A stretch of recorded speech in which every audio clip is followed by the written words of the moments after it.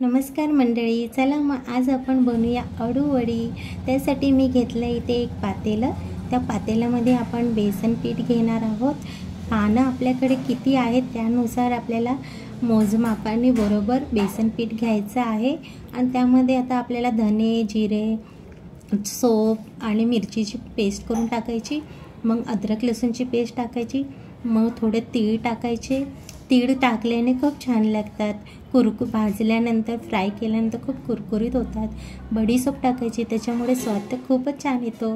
त्यामध्ये आपण हळद टाकूया। आता हळद टाकल्यानंतर आपण टाकूया त्यामध्ये मीठ आपल्याला चवीनुसार घालायचं आहे। मग घालायचं आपण तिखट, आणि तिखट आपल्याला किती तिखट हवं त्या हिशोबाने। आता घालतोय आपण गुळाचं पाणी। मी थोडं कोमट पाण्यामध्ये गूळ ठेवला होता, कारण माझ्याकडे वेळ नव्हता, मग पटकन वितळला पाहिजे गूळ म्हणून मी असंच टाकत असते। आणि त्यासोबतच चिंचेचा कोळही मी तसाच केलाय, गरम थोड्याशा कोमट पाण्यात भिजायला ठेवला होता। आता टाकलाय मी ओवा मग आपल्याला थोडासा टाकायचा आहे, आणि जिरं टाकलं। आता आपण ह्या सर्वांचं छान अशी एक पेस्ट तयार करून घेऊया। छान असं खालून सगळीकडून छान मिक्स करून पेस्ट तयार झाली। आता घेतली आपण अळूची पानं। अळूच्या पानाला आपण आधी स्वच्छ धुवून घेतली, पुसून मी सुकायला ठेवले होते। आता आपल्याला देठ तोडायची आहे त्याची।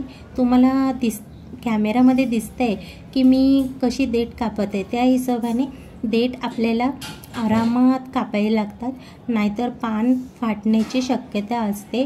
ॲक्च्युली मी हातात धरून कापले असते, पण तुम्हाला कॅमेरामध्ये दिसलं पाहिजे, व्हिडिओमध्ये समजलं पाहिजे म्हणून मी खाली ठेवलं आहे। आणि टेन्शन घेऊ नका मित्रांनो, खाली फरशी मी छान पुसून मग त्यावरती पान ठेवलं आहे। आणि त्यावरती मी अशी म्हणजे पानांना आता सर्व बेसन पीठ वगैरे लावणार खाली ठेवून, कारण की मग एवढं मोठं ताट नाही ना की त्याच्यावर ठेवून मी करू, किंवा किचन ओट्यावर मला नाही करता येत, म्हणून मी खालीच करते। आता आपण बघा सुरुवात केली। पान असं एक उलटं ठेवायचं, कोपरा साईड आपण कुठेही ठेवू शकतो, वर किंवा खालच्या साईडला।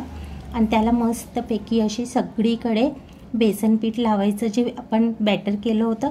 आणि बॅटर इतकं थिक पण नाही करायचं आणि पातळही नाही करायचं।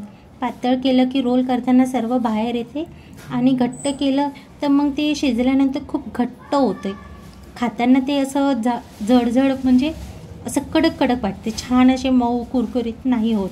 असे करून मी 3 पानं लावून घेतले, आणि दोन्ही साईडला आता हलकंसं फोल्ड केले, त्याला पण जरासं आपण बेसन पीठ लावूया। आणि असं करून आपण रोल तयार केले।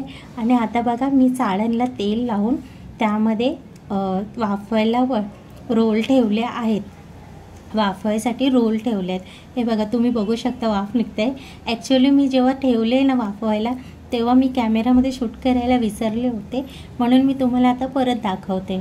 सो अशा प्रकारे आपल्याला 15 ते 20 मिनटं वाफवायला ठेवायचं आहे। आणि त्यावरती मला झाकण नीट मिळत नव्हतं, चाळण ॲक्च्युली एका साईडला फुटली होती, म्हणून मी तवा ठेवला। हे बघा आपल्या आता अळूवडी शिजून तयार आहे। तर ही अळूवडीची रोल अशा प्रकारे छान मस्त शिजली, आणि बघू शकता तुम्ही सगळीकडून व्यवस्थित त्याला मसाला लागला आणि ती शिजल्या गेली, छान रोल तयार झाला आपला। सो हे बघा दुसराही रोल आहे, तुम्हाला दिसतंय हो। आणि चाळणीला आपण तेल लावतो, त्यामुळे ते रोल कुठेही चिपकत नाही आणि तुटत नाही। हे बघा अळूवडीचे आता छान कट करून घेतले, किती सुंदर दिसत आहे। असं वाटते की ही कच्चे खायलाही सुंदर वाटतात। चला मग लाईक करा, कमेंट करा, शेअर करा।